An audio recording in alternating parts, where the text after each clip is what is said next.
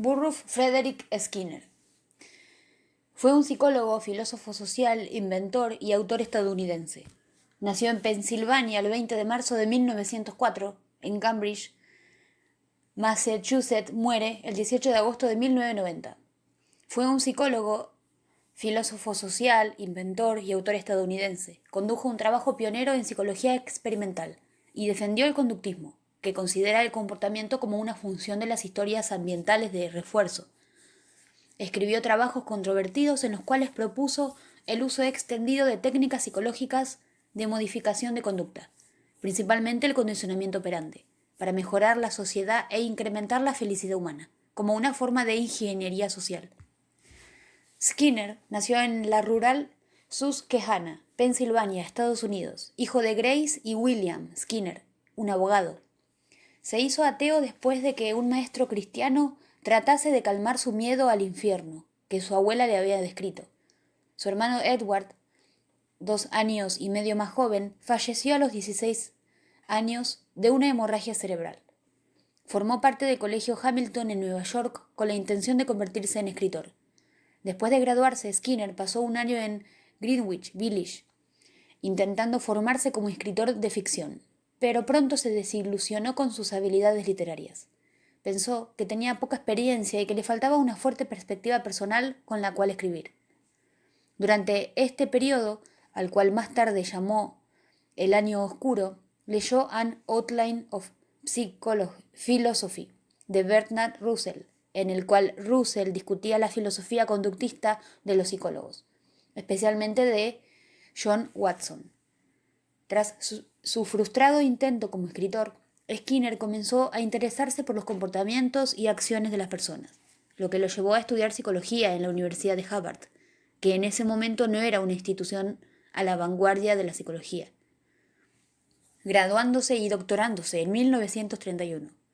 Luego llegó a formar parte de esa institución como investigador en 1936 y más tarde desarrolló su actividad docente en la Universidad de Minnesota y después en la de Indiana, para luego volver a Harvard como profesor en 1948, donde ejercería el resto de su vida.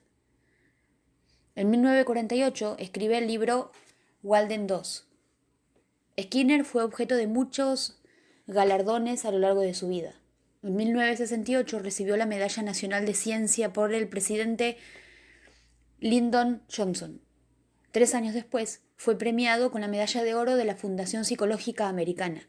Y en 1972 se le concedió el Premio de Humanista del Año de la American Humanist Association. Justo 8 días antes de su fallecimiento, recibió la primera mención por una vida contribuyendo a la psicología, por la American Psychological Association. Conductismo. La superstición de la paloma. La superstición de la paloma es un experimento ya clásico de Skinner que fue llevado a cabo en 1948. En este experimento participaron 8 palomas hambrientas, las cuales fueron introducidas en la llamada caja de Skinner. En esta, las palomas disponían de comida a intervalos regulares con independencia de la respuesta que emitieran. No obstante, en este experimento se observó que todas las palomas adoptaron un condicionamiento evidente, lo que constituyó un aspecto importante de este experimento. Por ejemplo, una de las palomas aprendió a dar vueltas en sentido contrario a las agujas del reloj alrededor de la caja.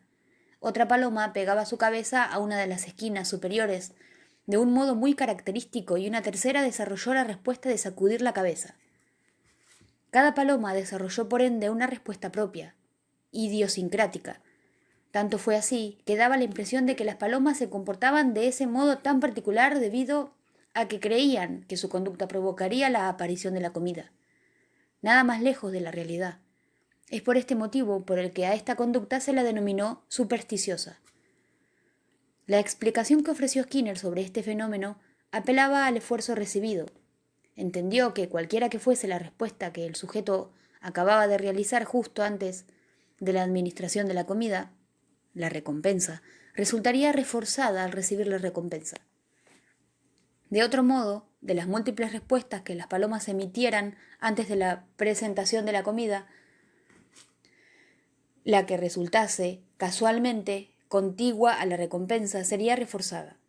De ahí que cada paloma realizara su particular respuesta idiosincrática. Es importante advertir que este procedimiento no es, en rigor, un procedimiento de condicionamiento operante. Es un procedimiento de condicionamiento clásico. La literatura científica ofrece experimentos cuyos resultados invitan a cuestionar la conclusión que obtuvo Skinner. De una parte se ha encontrado que, en un procedimiento como el utilizado por Skinner, se generan patrones relativamente específicos de comportamiento que están en función de la proximidad al reforzador y de la especie animal utilizada en el experimento. En particular, algunos investigadores han observado que todas las palomas desarrollan respuestas idénticas, es decir, no idiosincráticas. Sin embargo, también es posible encontrar otros resultados que apoyan la explicación de Skinner, al encontrar que cada paloma desarrolla su propia conducta distintiva. Sea como fuera, la superstición es una conducta más o menos habitual en el comportamiento humano. El ritual de cambiar la suerte de uno a las cartas es habitual. Unas pocas conexiones accidentales al azar entre un ritual y consecuencias favorables son suficientes para establecer un mantenido comportamiento a pesar del hecho de que no haya reforzamiento causal. Estos comportamientos no tienen efecto real sobre la suerte de un sujeto, justo como el caso donde la paloma era alimentada independientemente de su conducta. Rumores. Un rumor repetido muy a menudo postula que Skinner se aventuró en la experimentación humana poniendo a su hija Débora en una caja de Skinner, lo que la llevó a enfermedad mental permanente y un resentimiento amargo hacia su padre. Sin embargo, esto último es falso. De hecho, el Hair Conditioner, juego de palabras inglés entre condicionador de heredero y aire acondicionado, término utilizado para la cuna de Skinner, era calentada, enfriada, tenía aire filtrado, permitía tener mucho espacio para caminar y era muy similar a una versión en miniatura de una casa moderna. Fue diseñada para desarrollar la confianza del bebé, su comodidad, hacer que llorase menos, se enfermase menos, etc. Y, lo que es más importante, el tiempo que la niña permanecía en ella era similar al que cualquier otro niño podía pasar en una cuna normal. En el 2005, la autora y psicóloga Lauren Slater publicó un libro, Opening Skinner's Box, Cuerdos entre locos, en la traducción española de Concha Cardeñoso para la editorial Alba, donde mencionaba este rumor según el cual Débora, al cumplir 31 años, denunció a su padre por malos tratos ante un tribunal de justicia, perdió el caso y se suicidó de un disparo en una bolera de Billings. Nada de esto es cierto, prosigue Slater, y sin embargo el mito persiste. ¿Por qué? ¿Qué tiene Skinner que nos inspira tanto miedo? Cuando escribía Open Skinner's Box, Slater entrevistó primero por teléfono y luego en persona a la hermana de Débora, Julie Skinner, Vargas. Esta habló de su padre. Tenía muy buena mano con los niños, los adoraba. Nos hacía cometas con cajas, e íbamos a volarlas a Monaghan. Nos llevaba al circo todos los años y Hunter, el perro, era un sabueso y papá le enseñaba a jugar al escondite. Preguntada sobre su hermana Débora, contesta: es artista, vive en Inglaterra, está felizmente casada, ha enseñado a su gato a tocar el piano. La propia hija de Skinner ha contestado en más de una ocasión a estas acusaciones. Desde el punto de vista skinneriano, estas formarían parte de todo un cúmulo de inexactitudes y malentendidos sobre el autor y pensamiento. Proyecto de la paloma. Uno de los proyectos más curiosos y menos conocidos dirigidos por Skinner fue el llamado Proyecto Paloma, el cual consistía en entrenar palomas para ser usadas en la Segunda Guerra Mundial como proyectiles suicidas. Skinner advirtió que podía condicionar a las palomas para que siguieran y picotearan una figura determinada en busca de alimento, como un cuadrado o un círculo. Si colocamos ante la paloma una placa transparente en la que se refleje la figura de un objetivo, la paloma, esforzándose por picotear la figura, orientará su cuerpo y su cabeza hacia el objetivo. Y si encerramos la paloma en un aparato capaz de utilizar los movimientos de la paloma para rectificar su dirección, el aparato se mantendrá orientado en dirección al objetivo. Dicho de otro modo, tendremos un proyectil capaz de perseguir un blanco en movimiento. Finalmente se consiguió, con ayuda de ingenieros de telecomunicaciones, crear un aparato muy preciso, al que se le llamó proyectil, pelícano, debido a que el pico del aparato era más grande que los propios explosivos que llevaba la paloma. El aprendizaje de las palomas también progresó adecuadamente, siendo éstas capaces de reconocer formas de barcos, aviones y tanques. Cada paloma seguía solamente la figura que había aprendido a seguir, y no otras que aparecieran en su pantalla. No hacían caso a elementos distractores como nubes o humo. Llegó a conseguir que hasta 3 palomas trabajaran en equipo, picoteando en dirección a un objetivo, para eliminar así fallos individuales, pudiendo viajar 3 palomas en un mismo proyectil. A pesar de que en aquella época Estados Unidos no disponía de ningún mecanismo para dirigir proyectiles, y que este mecanismo funcionaba en el laboratorio, el proyecto fue cancelado al resultar algo grotesco y no ser tomado en serio. Teoría de Skinner. Skinner llamaba a su clase de conductismo radical. El conductismo radical es la filosofía de la ciencia del comportamiento. Busca entender el comportamiento como una función del medio ambiente del pasado. Un análisis funcional del comportamiento hace posible producir tecnologías del comportamiento.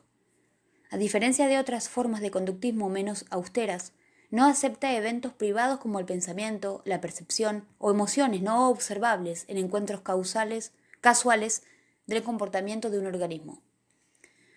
La perspectiva puede ser declarada de la siguiente manera: lo que se siente o se observa introspectivamente no es un mundo no físico de conciencia, mente o vida mental, sino el cuerpo del observador.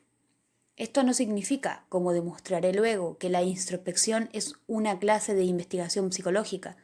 Tampoco significa, y este es el corazón del argumento, que lo que se siente o se observa introspectivamente son las causas del comportamiento. Un organismo se comporta de la manera que lo hace debido a su presente estructura, pero la mayoría de esto está fuera del alcance de la introspección. Por ahora tenemos que contentarnos, como insisten los metódicos que estudian el comportamiento, con la historia genética y del medio ambiente de una persona. Lo que se observa introspectivamente son ciertos productos colaterales de esas historias. De esta manera reparamos el gran daño influido por los mentalistas. Cuando lo que una persona hace es atribuido a lo que está sucediendo dentro de él, la investigación es traída a un final. ¿Por qué explicar la explicación? Por 2500 años la gente se ha preocupado por sentimientos y vida mental, pero solo recientemente un interés ha sido mostrado en un análisis más preciso del papel que desempeña el medio ambiente. La ignorancia de ese papel fue lo que comenzó las ficciones mentales y ha sido perpetuado por las prácticas explicativas a las cuales dieron lugar. Eso decía Skinner. Skinner creía que el comportamiento es mantenido de una condición a otra a través de consecuencias similares o idénticas a través de estas situaciones. En síntesis, los comportamientos son factores casuales que son influenciados por consecuencias. Su contribución al reentendimiento del comportamiento influenció a muchos otros científicos al explicar el comportamiento social y sus contingencias. Refuerzo es un concepto central en el conductismo y era visto como un mecanismo central en el moldeamiento y control del comportamiento. Una idea equivocada común es que el refuerzo negativo es sinónimo de castigo. Esta idea equivocada es bastante fuerte y es comúnmente encontrada hasta en conceptos escolares de Skinner y sus contribuciones. Para ser claro, mientras que el refuerzo positivo es el fortalecimiento del comportamiento por medio de la aplicación de algún evento, por ejemplo un elogio después que un comportamiento es realizado, refuerzo negativo es el fortalecimiento de comportamiento por medio de la eliminación o evasión de algún evento aversivo. Ejemplo, el acto de abrir y levantar una sombrilla encima de tu cabeza un día lluvioso es reforzado por el cese de la lluvia cayendo sobre ti. Las dos formas de refuerzo fortalecen el comportamiento o incrementan la posibilidad de que un comportamiento vuelva a ocurrir. La diferencia se encuentra en si el evento de refuerzo es algo aplicado, refuerzo positivo, o algo eliminado, refuerzo negativo. El castigo y la extinción tienen el efecto de debilitar el comportamiento o de reducir la futura probabilidad de que un comportamiento ocurra, por la aplicación de un estímulo adverso, castigo positivo o castigo por medio de estímulo contingente. El retiro de un estímulo deseado, castigo negativo, o castigo por medio de retiro contingente, o la falta de estímulo de recompensa, lo cual causa que el comportamiento cese. Skinner también buscaba entender la aplicación de su teoría en el contexto más amplio de la aplicación del conductismo a organismos vivientes, sobre todo la selección natural. Programas de refuerzo. Parte del análisis del comportamiento de Skinner involucraba no solo el poder de una mera instancia de refuerzo, sino los efectos de programas particulares de refuerzo a través del tiempo. Los programas más notables de refuerzo presentados por Skinner eran de intervalo, fijo o variable, y de razón, fija o variable. Refuerzo continuo. Entrega constante de esfuerzos por una acción. Cada vez que una acción era realizada, el sujeto inmediatamente y siempre recibió un refuerzo. Este método es poco práctico para usar y el comportamiento reforzado es pronto llevado a la extinción. Refuerzo de intervalo. Fijo, variable. Fijo, refuerzo siguiendo la primera respuesta después de una duración determinada. Variable, el tiempo que tiene que pasar antes de que una respuesta pueda producir un refuerzo no es determinado, sino que varía alrededor de un valor promedio. Refuerzo de razón, fija, variable. Fija, un determinado número de respuestas debe ocurrir antes que haya un refuerzo. Variable, el número de respuestas antes de que se produzca el refuerzo es un promedio. Inventos. Cuna de aire. En un esfuerzo de ayudar a su esposa a enfrentar las tareas del día a día de criar a un hijo, Skinner, un inventor consumado, pensó que podría mejorar la cuna estándar. Inventó la cuna de aire para cumplir con este desafío. Una cuna de aire es una cuna diseñada por Skinner que es fácil de limpiar, cuya temperatura y humedad puede ser controlada y fue creada para ayudar a criar bebés. Skinner diseñó esta cuna de aire para su primer hijo, porque pensaba que ayudaría a los padres que eran despertados por sus hijos llorando en la noche debido a temperaturas frías y la necesidad de ropa especial o sábanas. Él pensó que creando la cuna ayudaría a evitar asuntos problemáticos del ambiente. Fue uno de sus inventos más polémicos y era popularmente mal caracterizado como cruel y experimental. La cuna era comparada a menudo con su cámara de condicionamiento operante, cruelmente conocida como la caja de Skinner. Esta asociación con un sistema de experimentación y refuerzo a base de comida invalidó cualquier éxito. Fue diseñada para hacer el cuidado de un bebé más simple, reduciendo ropa sucia, irritación, etc., mientras ayudaba al bebé a ser más libre, saludable, reduciendo la probabilidad de que llore. Supuestamente tuvo un poco de éxito con estas consecuciones. Después, las cunas de aire fueron comercializadas para varias compañías. Un libro, en el 2004, por Lauren Slater, titulado Abriendo la caja de Skinner, grandes experimentos psicológicos del siglo XX, causó mucha controversia al mencionar los rumores de que Skinner había usado a su hija Débora en uno de sus experimentos y consecuentemente se había suicidado. Aunque el libro de Slater inmediatamente después dice que los rumores eran falsos. Slater también le permitió al lector creer que Débora había desaparecido. Y por eso hizo poco para invalidar estos rumores.